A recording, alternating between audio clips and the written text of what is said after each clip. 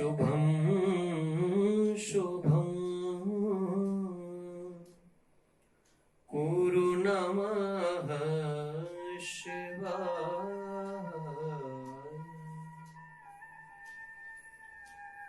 नमस्कार, सादर जय श्री कृष्ण। एक बार पुनः स्वागत है आप सभी का हमारे कार्यक्रम भागवत कथा में। विगत सत्र में हमने श्रवण किया था कि किस तरह भगवान ने जब माता कुंती से कहा कि आपने इतनी सुंदर स्तुति की है बुआ, आप कुछ ना कुछ मांग लीजिए, तो माता कुंती ने जो है भगवान से दुख मांगा। माता कुंती कहती, प्रभु दुख में आपकी स्मृति बनी रहती है, आपकी याद बनी रहती है। ये जमाना आपको भले ही दुख पड़ने पर भजता हो, परंतु मैं तो आप जो दुख मिलता है और जब मैं आपकी स्मृति करती हूँ, जब आपकी याद आती रहती है, मैं उसी में अपना सुख मानती हूँ। वही मेरे लिए सच्चा सुख है, जिसमें आपकी याद बनी रहे, आपकी स्मृति बनी रहे, आपका भजन होता रहे। प्रभु उससे बड़ा और सुख हो क्या सकता है, क्योंकि आप तो साक्षात आनंद स्वरूप है। आपने जब नंद के घर जन्म लिया ना, नंद के यहाँ जब आपका जन्म हुआ, तो लोगों ने ये नहीं कहा कि नंद के यहाँ छोरा हुआ, नंद के यहाँ लड़का हुआ। लोगों ने गागा करके खूब यही कहा कि नंद घर आनंद भयो, जय कन्हैया लाल की। तो आप तो साक्षात आनंद है, आप तो सुख की मूर्ति हैं। भला आपको छोड़कर और कहीं मैं सुख ढूंढने जाऊं तो मुझसे अभागी और कोई दूसरी नहीं होगी प्रभु। इसलिए आप यदि कुछ देना चाहते हैं तो दुख दे दीजिए। भगवान ने कहा, बुआ ये तो मेरे पास नहीं है, परंतु आपकी इच्छा नहीं है तो मैं जाता नहीं, कोई बात नहीं। भगवान महलों में प्रवेश कर गए। रात्रि में भगवान ने एक अद्भुत घटना देखी।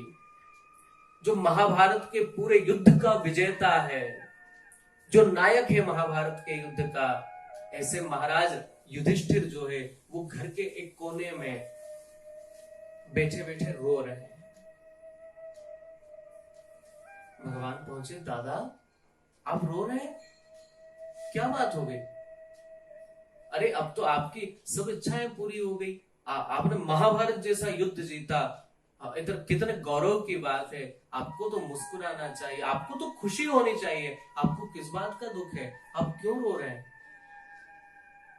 युधिष्ठिर जी कहते हैं, कृष्ण क्या बताओ, युद्ध के समय में जब मेरे सामने वो सैनिक मारे गए, चाहे उनकी सेना के चाहे हमारी सेना के, मुझे बहुत पीड़ा हो रही थी। और मैं जानता हूं उसका दुष्परिणाम कितना हुआ है। न जाने कितनी स्त्रियों के मांग का सिंदूर उजड़ गया, न जाने कितने बच्चों के माथे से पिता का साया उठ गया कृष्ण, न जाने कितनी माओं की कोख मैंने उजाड़ दी अपने निजी स्वार्थ के लिए।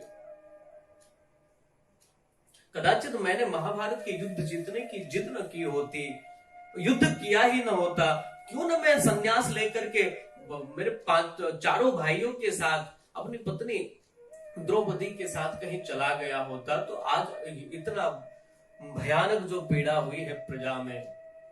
कई माओं ने अपने लाल खो दिए, कई बहनों की कलाइयों पर अब राखी नहीं बंधेगी, और इन सब का दोषी मैं हूं। ये सब मेरे ही कारण हुआ है।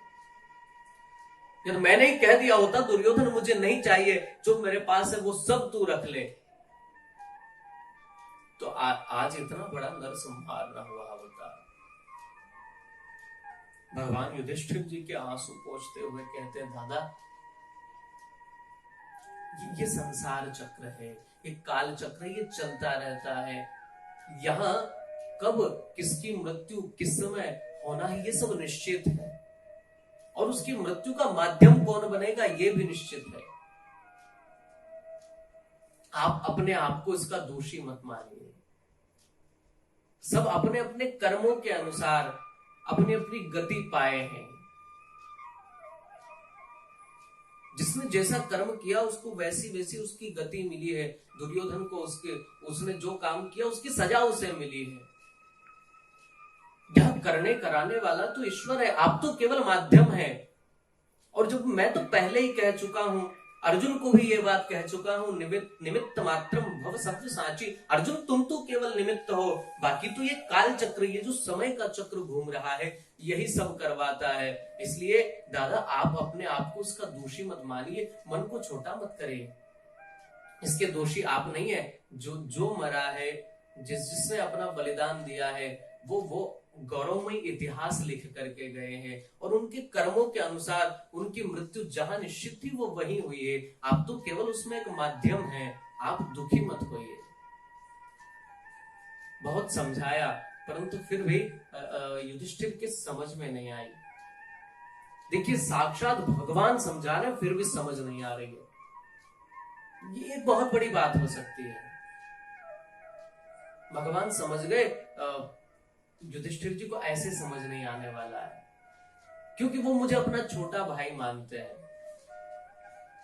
इसलिए यही कहेंगे भाई कुछ भी हो तो मेरे मामा का ही बेटा ना, और छोटा है मुझसे। और कई बार ऐसा होता है जब कोई छोटा हो, और कई बार हमारा छोटा भाई हो सकता है बेटा भी हो, वो आपको बहुत बड़ी से बड़ी बात का उपदेश करता है। इतनी ज्ञान की बात शायद आपको और कहीं ना मिले, परंतु फिर भी हम उसको जो लाइटली ले लेते हैं, बहुत हल्के में उस बात, अरे ये तो छोटा है छोटी बात करता रहता है, हम उसको अनदेखा कर देते हैं। भगवान समझ गए मेरी बात नहीं समझेंगे, यही शब्द मुझे किसी और से जो बड़ा हो इनसे, जिसका ये मान सम्मान करते हो, जो उम्र में इनसे बड़ा दिखाई पड़े, जिसकी दाढ़ी हो सफेद, इस तरह का कोई आदमी जिसका ये मान सम्मान करते हैं, जिसको ये बहुत मानते हैं, उसके माध्यम से यदि मैं बात इन्हें कहलवाऊं तो जरूर इनको समझ में आ जाएगी।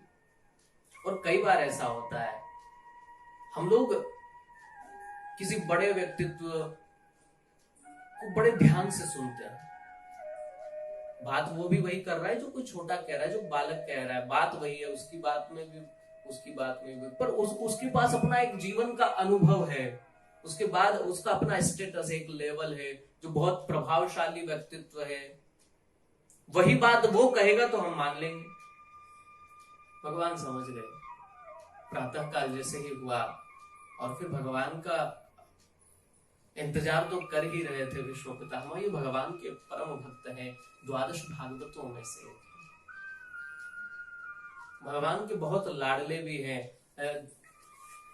उधर कुरुक्षेत्र के मैदान में बाणों की सैया पर लेटे हुए विष्णु पितामह जो वो भगवान की याद कर रहे हैं, भगवान को पुकार रहे हैं। और ये वही भक्त है भगवान का जिसके लिए भगवान ने अपनी प्रतिज्ञा को तोड़ दिया, उसकी प्रतिज्ञा रखने के लिए। भगवान के इतने लाडले हैं विष्णु पितामह।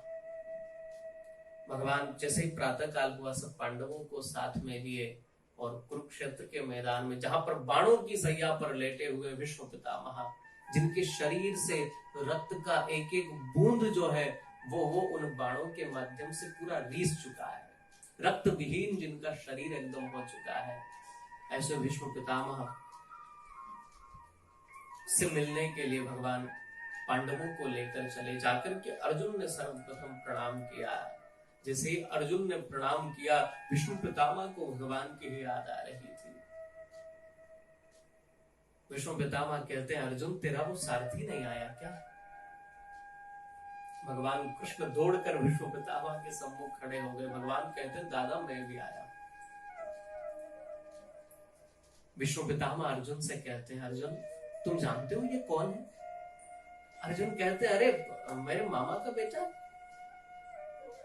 विष्णु पितामह कहते हैं, अर्जुन मुझे तो समझ नहीं आता और तुम्हारे सौभाग्य की कितनी मैं प्रशंसा करूं। तुमने तो इसको न जाने क्या क्या बनाया, जैसे तुम्हें सुविधा लगी उस हिसाब से तुमने इससे नाते जोड़ लिए।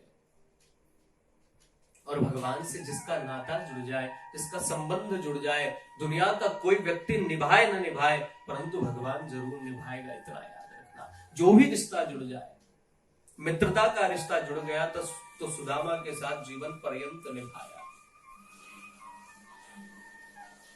जिसके साथ जो रिश्ता जुड़ गया परमात्मा ने उसको निभाया है, और उनसे ज्यादा जिम्मेदारी से निभाने वाला और कोई मैंने नहीं देखा। सबके साथ परमात्मा ने अपने रिश्ता निभाया। इसलिए रिश्ता भगवान बनाना है ना यदि किसी से, तो वो परमात्मा से बनाइए, उनसे कोई ना कोई रिश्ता बना लीजिए। विष्णु पितामह कहते हैं मुझे तो समझ नहीं आया अर्जुन, तुम्हारे न जाने कितने इससे रिश्ते हैं। अरे कभी तुम्हें दूध बनाकर भेजना होता है तो इसे शांति दूध बना करके तुम इसको शांति दूध बना करके कहीं भेज देते हो। जब रथ चलाना होता है तो तुम अपना सारथी बना लेते हो, कभी मित्र बना लेते हो, कभी कहते हो शिष्यस्ते हम स्वाधिमाम त्वाम प्रपन्ना, आप मेरे गुरुजी हो, मैं आपका शिष्य हूं, और कभी इसकी बहन सुभद्रा से विवाह करके तुम इसके जीजा बने बैठे हो। मुझे तो समझ नहीं आता तुम्हारे संबंध कितने हैं, रिश्ते कितने हैं इससे। फिर भगवान की ओर देख करके विष्णु पितामह कहते हैं प्रभु आपने इन पांडवों की हर इच्छा को पूर्ण किया है, इस दास की भी एक इच्छा है, उसको भी पूर्ण कर दीजिए। यद्यपि आपने मेरी हर इच्छा को पूर्ण किया है प्रभु, आपने मेरी प्रतिज्ञा रखने के लिए, मुझे याद आ रहा है वो दृश्य जब मैंने एक दिन अर्जुन के ऊपर बाणों की बौछार कर दी, अर्जुन के कवच कुंडल सब गिर पड़े, अर्जुन बौखला गया। अर्जुन कहता कृष्ण मुझे बचाओ, प्रभु मुझे बचाओ, नहीं तो ये बाबा मुझे मार डालेगा। और एक बार तो मैंने ऐसा तीर चलाया कि अर्जुन के रथ के पहिए पर जाकर लगा, रथ से अर्जुन रथ विहीन हो गया, नीचे गिर पड़ा। तभी आपने मेरी प्रतिज्ञा रखने के लिए जिस तरह वो रथ का पहिया उठाकर आपने प्रतिज्ञा की थी कि मैं शस्त्र नहीं उठाऊंगा, परंतु मेरी प्रतिज्ञा की रक्षार्थ आपने अपनी प्रतिज्ञा तोड़ते हुए मेरी प्रतिज्ञा की रक्षा की। बस एक इच्छा और इस दास की है, उसको और पूरा कर दीजिए। क्या इच्छा है बाबा? विष्णु पितामह कहते हैं प्रभु मेरी एक बेटी है, पांडव आपस में एक दूसरे का मुंह देखने लगे, अरे इनका तो विवाह ही नहीं हुआ, इनकी भला बेटी कैसे हो सकती है? विष्णु पितामह कहते हैं मेरी एक बेटी है जिसका मैं विवाह करना चाहता हूं, उसके लिए योग्य वर ढूंढते ढूंढते मुझे बहुत समय हो गया, परंतु कोई योग्य वर उसके लिए मिला नहीं। आज आपको देखकर लग रहा है कि मैं अपनी उस बेटी का विवाह आपके साथ कर दूं। आप मेरी इस बेटी का पानी ग्रहण कर लीजिए, इसका हाथ पकड़ लीजिए ना नाथ।